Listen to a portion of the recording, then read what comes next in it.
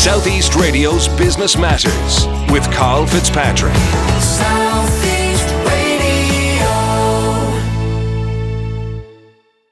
Welcome back to Southeast Radio's Business Matters with me, Karl Fitzpatrick. My next guest, William Scanlon, is the CEO of the Tyndall National Institute. William joins me now to discuss the type of research projects which the Institute is involved in and the emerging trends in the electronics and photonics space. William, before we discuss the work of the Institute, provide us with an insight into your own career. No problem, Carl.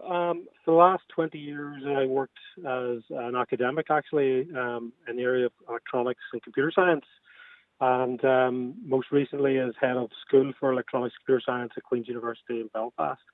But before that, I worked in industry for about 10 years for multinational technology companies. And so, what is the Tyndall National Institute, and what is your specific role within the Institute? So I'm the CEO. We're an institute of about over 500 people today.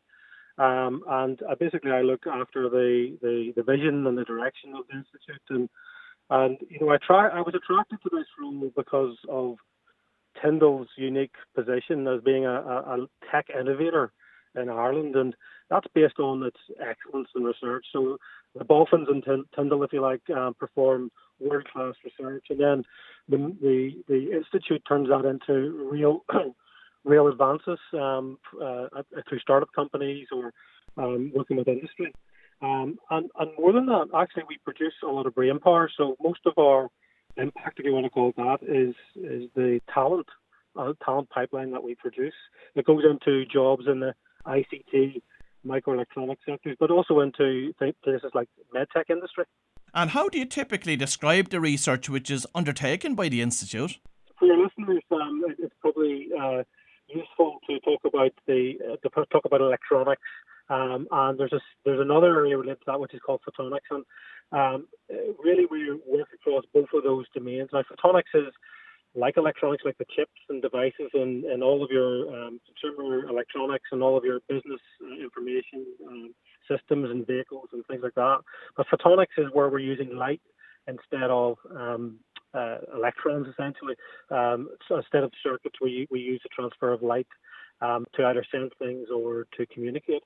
And in Tyndall, for decades, actually, we've been working on basically the devices, the materials and devices that make those systems work. So we talk about atoms to systems, and we then work on things like smart sensing systems or fiber broadband to your home, or the chips that go into your mobile phone, or the powering circuits that go into your electric vehicle, for example. We actually call it deep tech, which is a new phrase, which is the underpinning hardware, circuits and systems that you need to address societal challenges.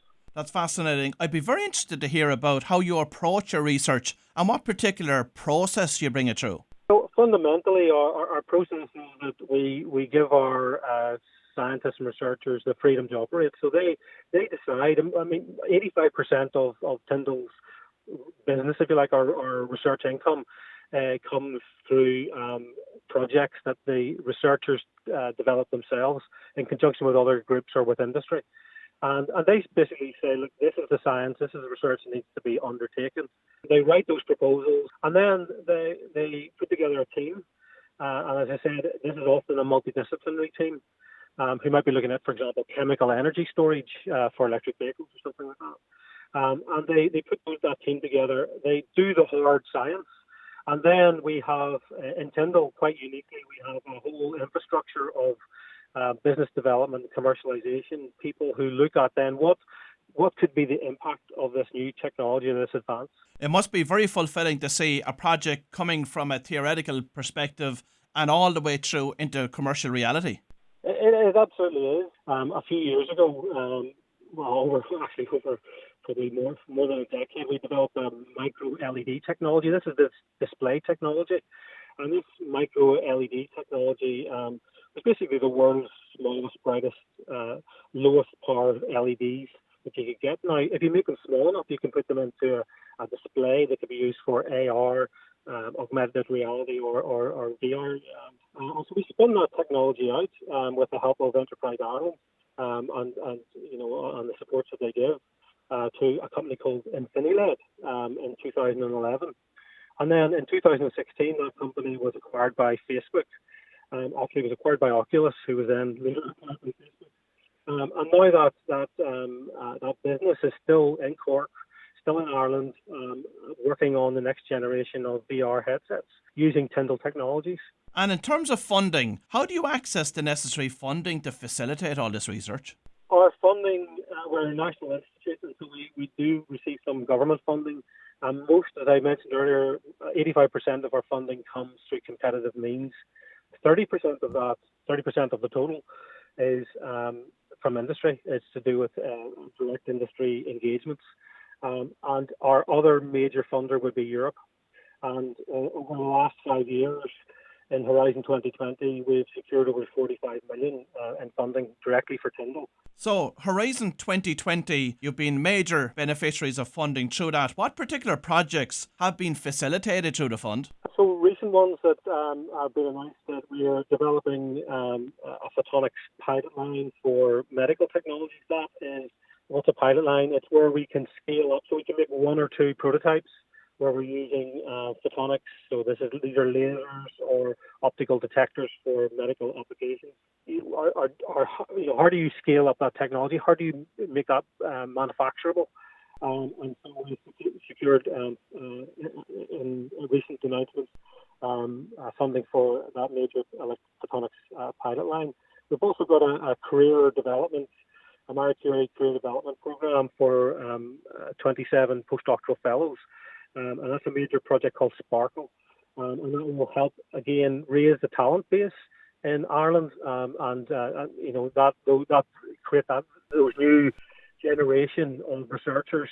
William, the Tyndall National Institute has done a lot of work in the electronics and photonics space. What are the emerging trends there? So I would say there would be 3 emerging trends. One of them I've already mentioned, quantum technologies. There's a lot of interest in quantum, and it sounds very far-fetched, but there is actually significant quantum materials-related devices and technology that are used today. So recently, Tyndall published a quantum white paper for Ireland, a quantum position paper, and in that we talk about magnetic sensors that are being used in biomedical applications today using quantum effects, or atomic traps to map the Earth's gravitational field and things like that. So we have, so that's one area, and Tyndall will be investing in that.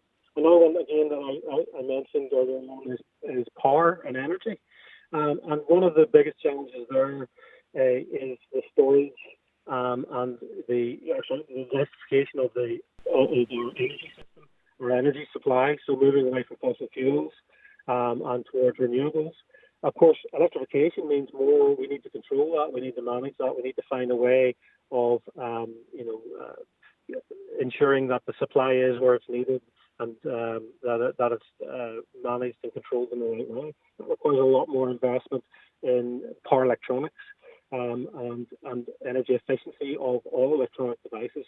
So things like data centers is topical for Ireland. Data centers need to be more efficient, and that goes right down into the individual CPUs, the processors that are in the data centers. And that's Tyndall is working on technologies to address those. And then lastly, one is that's maybe not so obvious, is integration. And that's where we're bringing electronics and photonics together to address the limits of what's called in the industry Moore's Law. So Moore's Law, it talks about how many transistors, how many devices we can put onto a single chip. And essentially the industry recognizes that we're reaching the limits of that. And what's going to be the next generation? So we're looking at moving away from electronics to photonic solutions, to looking at actually even quantum effects. Well, if you've just tuned in, that was William Scanlon, and I would like to thank William for sharing his insights into the Institute's work with us this morning. Southeast Radio's Business Matters with Karl Fitzpatrick. Southeast.